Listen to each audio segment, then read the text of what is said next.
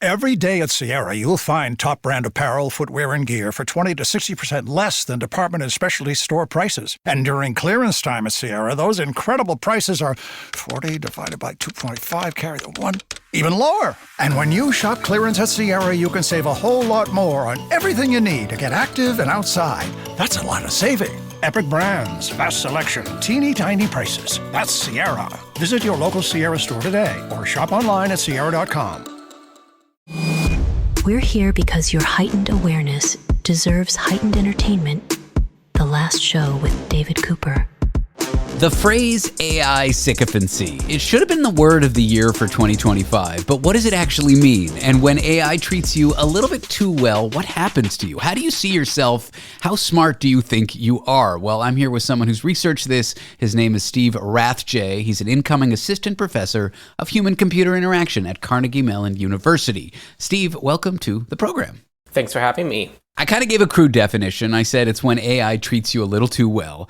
But what is AI sycophancy? I've heard this a lot, but I just want to start with it. Yeah, so we define AI sycophancy as basically when AI tends to be a little too agreeable and tends to flatter you a bit too much and tends to tell you a bit too much of what you want to hear. The phrase really became popularized in April of 2025. There was a big controversy with OpenAI when OpenAI released a new model, ChatGPT 4.0, and this model was accused of being basically way too sycophantic. There were a lot of very funny screenshots on Twitter where, for instance, AI was basically like flattering and agreeing with terrible ideas, like telling people to stop taking all of their essential medications or telling basically everyone that they had a genius level IQ. So that's when sycophancy became super popular as a concept, and OpenAI tried to do things to reduce sycophancy in their model, but it became very widely discussed around then. And so my colleagues and I, we tried to examine in a series of psychological experiments the actual psychological consequences of interacting with sycophantic chatbots. At first, a chatbot telling you you're great, you're perfect, you're amazing. That idea you had that you're asking me about, that idea is the best one I've ever heard. It seems totally harmless. But maybe it isn't. So let's talk about these experiments. What did you find? Right, maybe it isn't. So basically the setup for these experiments, and we conducted 3 very similar experiments, we had thousands of participants. We had them interact with various different chatbots. One was a chatbot that was designed to be sycophantic. It would basically flatter people, agree with them.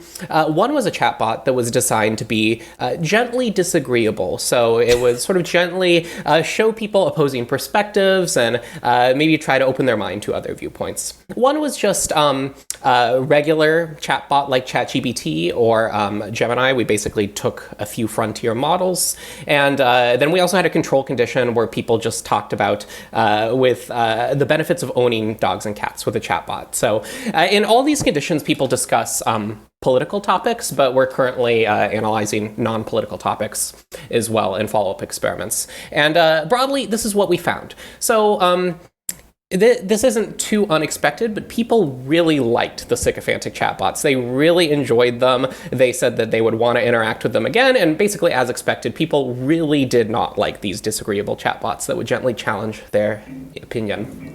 We also found that the sycophantic chatbots cause people to entrench their beliefs, basically become more extreme about their prior beliefs. And the disagreeable chatbots had the opposite effect. They led people to become more moderate about their beliefs.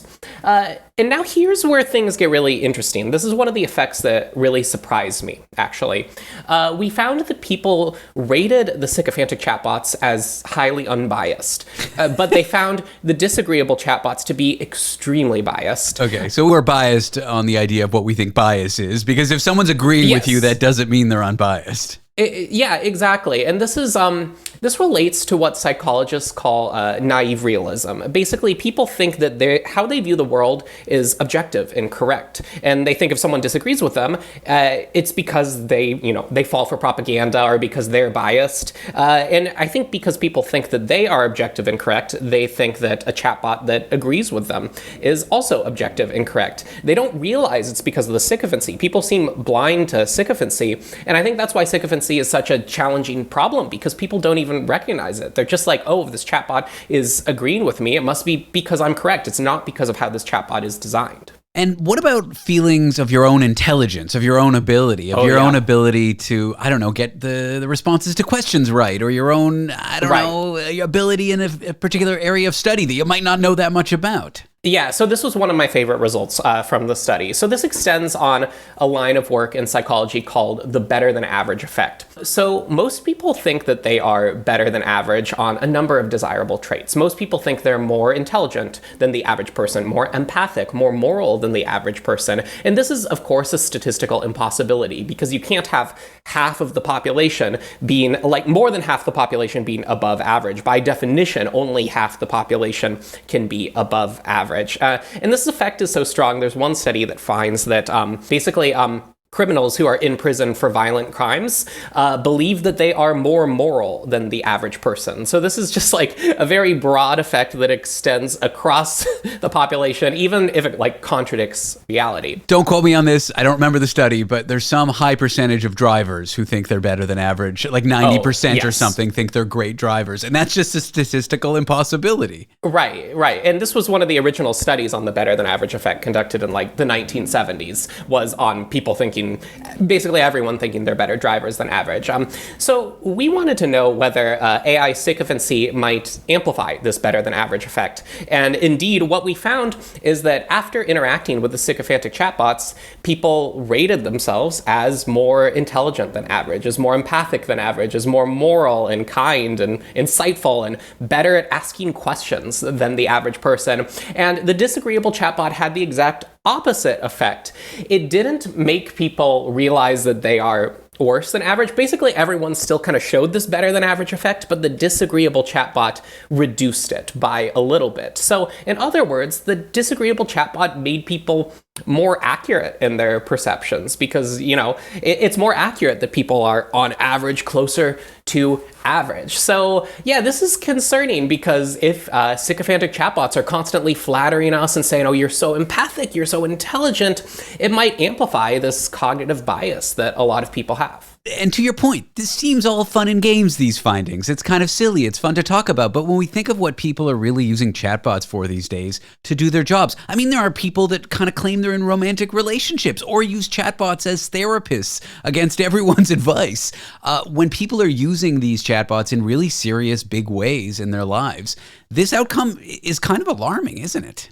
Right. Yeah. And I think it's concerning in a variety of domains. We studied it in the political domain, so it could increase political polarization if people's pre-existing viewpoints are constantly being affirmed.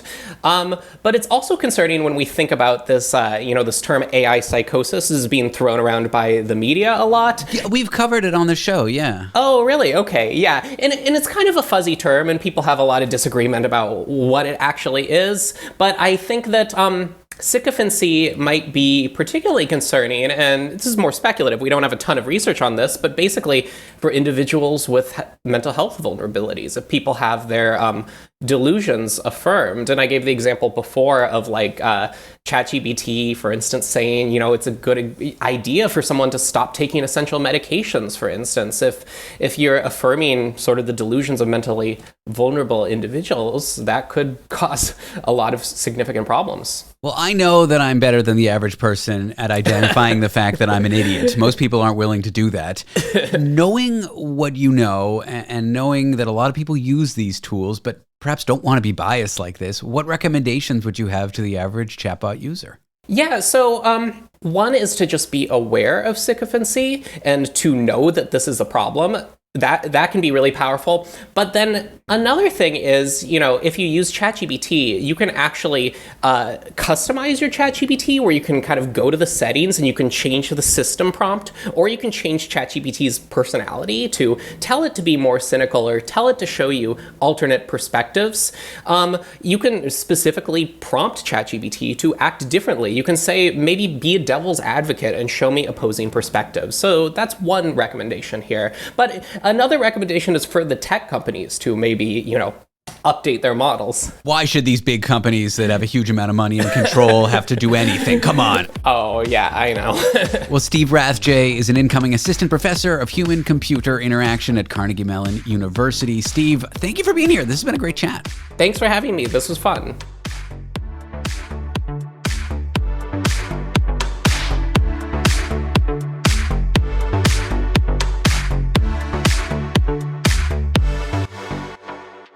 Welcome to Survivor 50. February 25th on Global. We chose you to represent 25 years of the greatest adventure on television. It's the biggest season ever. The twist is going to open up Pandora's box. Now I see Zach Brown on Survivor. Welcome to Survivor, Mr. Beast. Feels a little like a high school reunion meets a massacre. Survivor 50th season, Wednesday, February 25th on Global. Stream on Stack TV.